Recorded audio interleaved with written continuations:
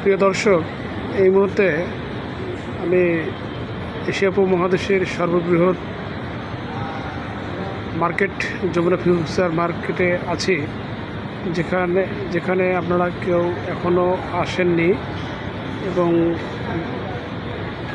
সরজমিনে দেখেননি, তাদেরকে অবশ্যই আমন্ত্রণ রইল। মনোমুগ্ধকর একটি পরিবেশ এবং সাজানো গোছানো পরিপাটি।